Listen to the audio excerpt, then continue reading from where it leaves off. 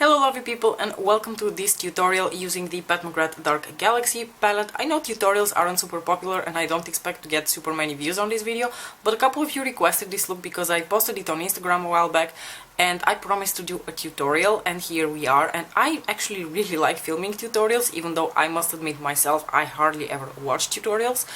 And I understand why people don't watch them. Honestly, at this point we've all developed our own makeup style and the rest is just a matter of, you know, color combinations. And color combinations you can get inspiration for anywhere. Instagram, for instance. You don't absolutely necessarily need a tutorial. I do actually like filming tutorials, so if you guys don't mind, we're going to do this. I want to preface this by saying that you do not absolutely need to own this particular palette in order to achieve a very similar look. If you're a collector of McGrath eyeshadows, I'm sure you can find a red, a gold, and something with like a pink glitter in it. And you don't even necessarily need McGrath eyeshadows, you just need a gold, a red, and something with like pink glitter, like a pink glitter topper or something, and I've seen a lot of companies release those. Now, without further ado, let's just get into the makeup, shall we?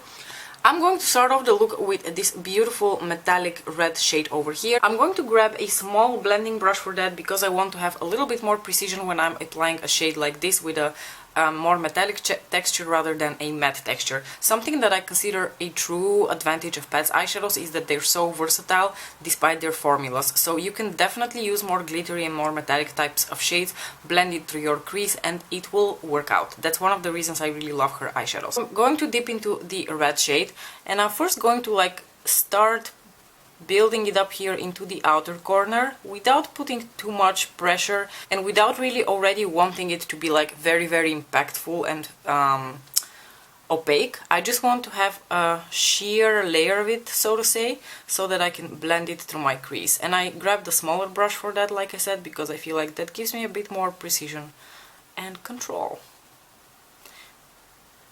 I'm also going to lightly feather this outside like this in a cat eye shape, because as you guys know, eyeliner is something that I haven't really been doing much lately, so I prefer to use this trick instead to elongate my eye. I'm going to take this Inglot eyeshadow as my brow bone highlight, just so it softens a little bit the edge of that metallic shade. Next up, I'm going to take a glitter glue. This is my favorite one. It is from Ferini and it is called Pixie Epoxy. You have seen me use this so many times and I will never fail to swear by it. It is so good. I keep coming across people and channels who don't use glitter glue and are always disappointed by their glitter or metallic shades falling all over their face, and I always think, but the solution is so simple.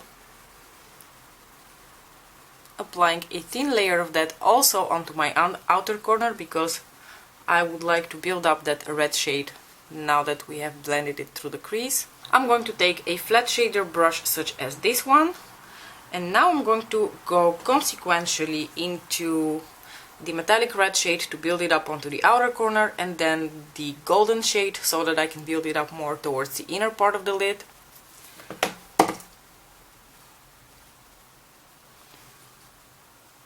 And now I'm going to use more packing motions rather than blending type of motions so that I actually pack the color.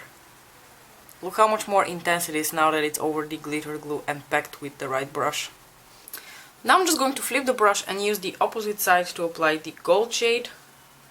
This shade has very interesting undertones. It almost feels like it has slight reddish undertones to it. And I'm going to just apply this all over the inner part of the lid.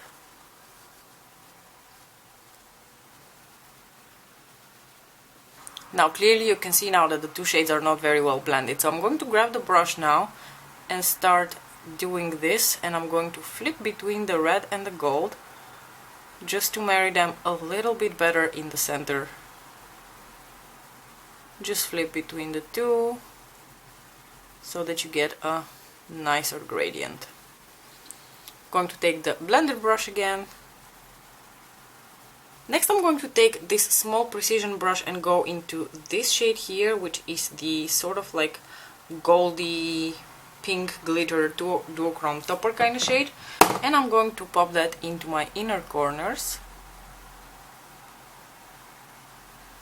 And last but not least, just using my finger, I'm going to apply a bit of that topper shade over top of the gold and especially in the center of the lid between the gold and the red.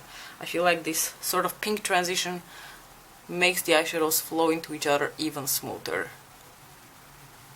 I'm going to take this Neve Cosmetics pencil, which is a really beautiful deep purple shade, and apply that onto my waterline. And the last shade I'm going to use is this one over here. It's the beautiful bronzy purple super cool duochrome shade. I don't really know how else to describe it. It's my favorite shade in this palette. It is so stunning and so unique. And I'm going to actually wet my little precision brush for this. So I'm going to take a little bit of this eyeshadow, just like this. Then I'm going to take Fix Plus, spritz this brush, because I want it to apply a little bit more impactful and not go all over my eye. That is a way to prevent using more like flaky type of eyeshadows not going into your eyeball if you want to use them very close to your eye, such as the lower lash line.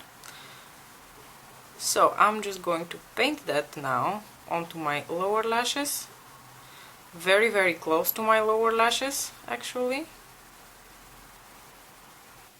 Now if you want to be super extra and you want to slightly darken this outer corner here, you can take the tiniest bit of the dark purple shade, the tiniest bit, and just apply it here on the outer corner, but like a smidgen, very very little.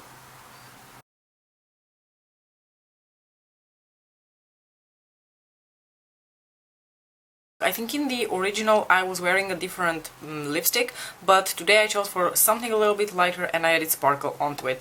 I am wearing the Pat McGrath Matte Trance lipstick in the shade Christy, which is a very nice pinky nude. I applied like a really subtle layer of that, and over top of that I put a little bit of Pat McGrath's gloss in the shade Ellie Angelic, which my camera never is able to pick out the beautiful pink glitter it has in it. But I went for a like somewhat more nude and subdued lip in comparison to the previous time, and I still think it works really well with this look. I hope you enjoyed this short and sweet tutorial, or at least I will try to edit it down so that it's short and sweet, informative, but still fun to watch. As usual, thank you so much for watching. If you would like to see more of my content, don't forget to like and subscribe, and I'll see you next time. Bye!